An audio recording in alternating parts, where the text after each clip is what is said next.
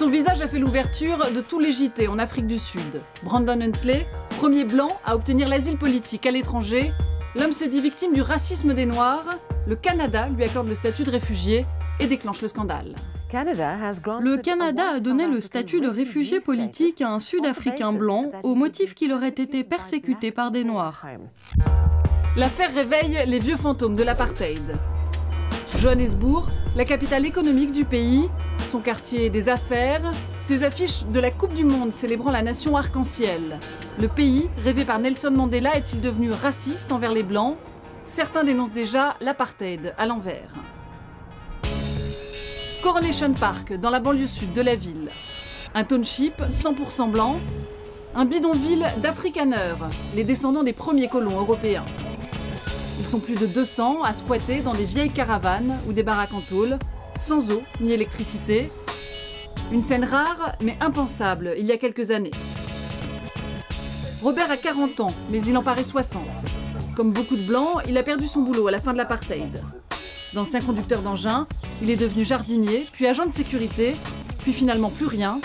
Il y a 2 ans, il a planté sa cabane ici, rejoignant les rangs des premiers SDF blancs. Oui, c'est clair, si vous n'êtes pas noir, vous n'avez pas de travail, vous pouvez oublier. Ouais, c'était mieux sous l'apartheid. Ouais, c'était vraiment beaucoup mieux. Maintenant que les Noirs ont le pouvoir, c'est vraiment aux Blancs de se battre. C'est encore l'apartheid, mais juste à l'envers. Ce que je devrais faire, c'est m'acheter de la teinture noire pour avoir un boulot. Je sais pas, ou alors je me fais une coupe à l'afro et peut-être j'aurai un boulot là. Sinon...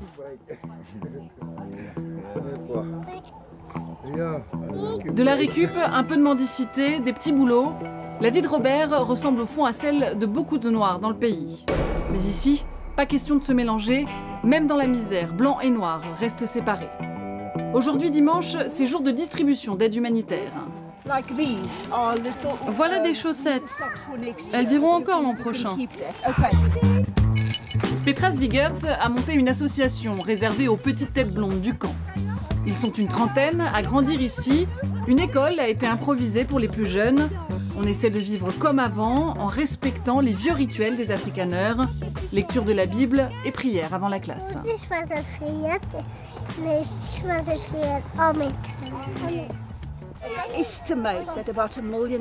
Les études estiment qu'1 million de Blancs vivent en dessous du seuil de pauvreté. On ne parle pas que des gens dans ce bidonville. Il y a énormément de Blancs pauvres qui vivent toujours dans leur maison, mais qui n'ont pas de quoi se payer à manger au quotidien. Ils n'ont pas d'argent pour l'eau et l'électricité. Donc le problème est bien plus large que ce simple camp. Survivant dans des bidonvilles, réduits à l'état de SDF, de simples mendiants dans la rue, ou encore obligés de fuir leur pays, comme le prétend Brandon Huntley, réfugié au Canada. Le fantasme des Blancs, victimes à leur tour du racisme en Afrique du Sud, du pain béni pour l'extrême droite qui exploite la polémique. À Solidarité, le syndicat des Afrikaners, on a créé une association, AfriForum, pour freiner ce qu'on appelle ici l'exode de la population blanche. À sa tête, Kali Kriel. Pour lui, les Blancs n'ont plus leur place dans ce pays. On ne peut pas évacuer le dossier Brandon Huntley. On doit se poser la question, qu'est-ce qui fait que ce genre d'histoire est possible en Afrique du Sud? Les Blancs se sentent menacés. Ils ne se sentent pas les bienvenus, à cause notamment des déclarations des politiques. Ils ne veulent pas être des citoyens de seconde classe dans le pays où ils sont nés. Ils veulent y vivre en toute sécurité. La sécurité, ou plutôt l'insécurité, et si c'était le véritable problème des Blancs d'Afrique du Sud? Très loin des bidonvilles, mais tout aussi monochrome, voici les ghettos blancs version riche.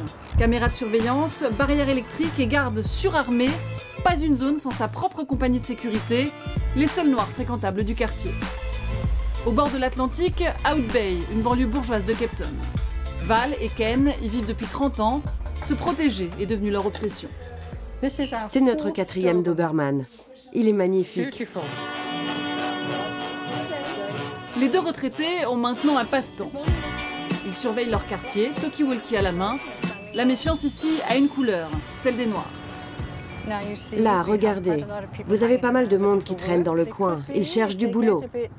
Ils peuvent devenir agressifs. Ils peuvent décider de voler quelque chose. Regardez comment ça se passe. Ils viennent jusqu'aux voitures pour vous demander du travail, de l'argent, de la nourriture.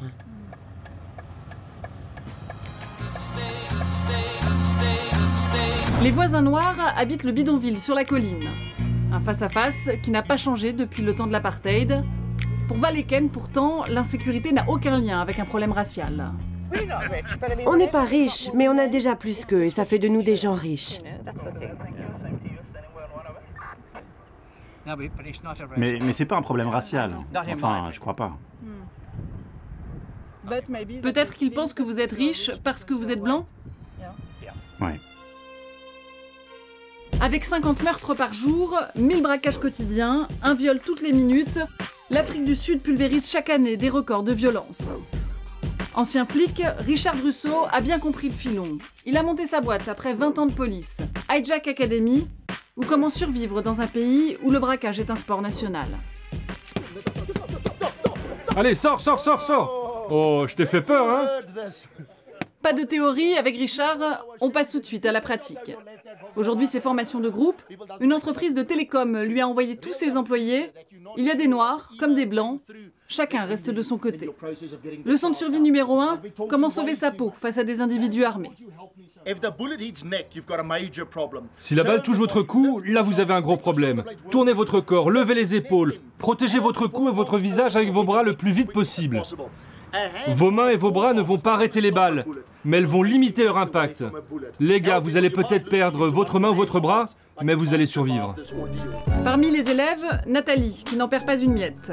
Mère de 3 enfants, elle est terrorisée par la violence, au point de vouloir quitter son pays. Si je pouvais, je partirais. Oh oui, n'importe où. Australie, Nouvelle-Zélande. On est dans la rue et dès que le soleil tombe, on doit rentrer à la maison. On ne peut pas sortir. C'est pas sûr ici. Entre racisme et insécurité, c'est l'éternelle complainte des Blancs d'Afrique du Sud. Un discours qui exaspère la nouvelle bourgeoisie black. Elle se donne rendez-vous tous les week-ends au parc de Zoo Lake à Johannesburg. Ici, pas d'excuses pour ceux qui veulent fuir le pays. Moi, je pose la question, mais pourquoi les Blancs se plaignent tellement? On a les mêmes problèmes. Pourquoi leurs problèmes devraient être plus importants que les nôtres? On est agressés, on braque nos voitures. Pourquoi est-ce qu'on ne parle que des Blancs qui se font braquer et qui disent que le pays est livré aux chiens? 15 ans après l'apartheid, l'Afrique du Sud a changé de visage. Les privilèges de race ont fait place aux inégalités sociales. Certains ne s'en sont jamais remis.